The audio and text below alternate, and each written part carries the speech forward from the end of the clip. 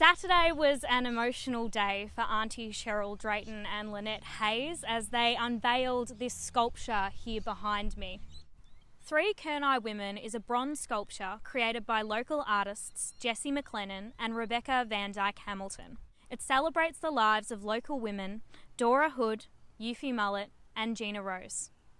It celebrates the leadership of the 3 Kurnai women who kept their community safe and their culture alive on Jackson's Track in Labatouche between the 1940s and the 1960s.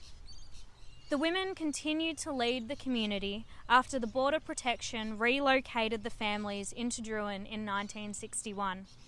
The artist worked with Kurnai elder Auntie Cheryl, Eufy's daughter, to create the sculpture, and Gina's daughter Lynette created a border for the bottom of the sculpture, incorporating Kurnai symbols such as the blue wren, the Kurnai women's totem.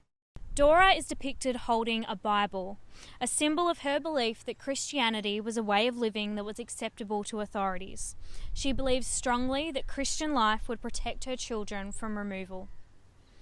Eufy is depicted holding a laundry tub, constantly bubbling over the outdoor fire. The half 44-gallon drum demonstrated her insistence on daily clothes washing and hut scrubbing.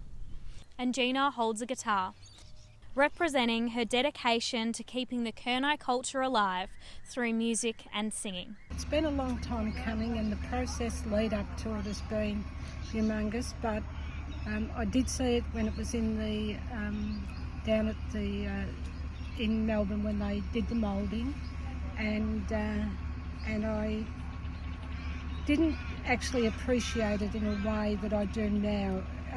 Them putting it in today has given it an entirely different essence about the sun shining on it, a bit of wind on it, creates a different mould that was has brought it to life, if I can say it like that. And so, but I'm so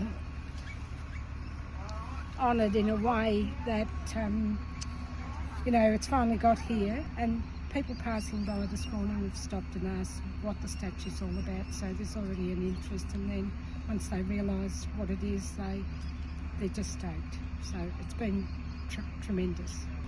I've been looking at their pictures for so long in this process, and particularly from my grandmother's point of view, because some of those photos that are in the QR code stuff and in the Women's Museum really depicts her attachment to the religious sector who weren't all that good to Aboriginal people.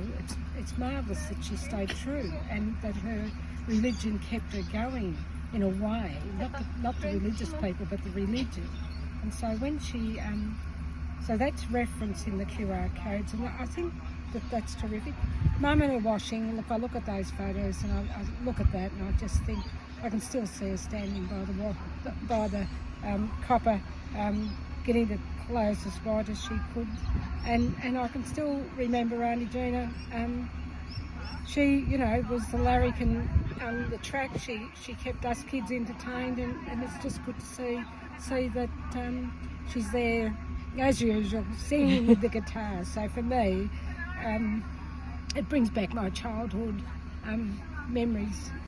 More than 200 people attended the unveiling of this sculpture on Saturday, which was the start of National Reconciliation Week.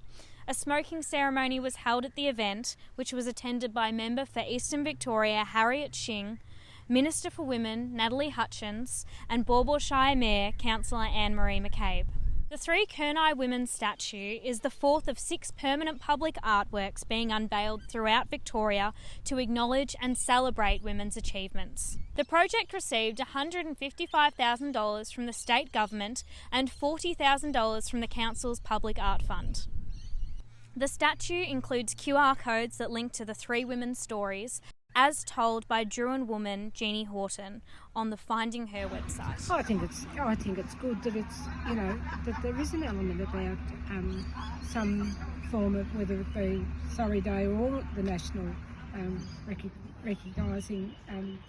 recognition of Aboriginal people and reconciliation.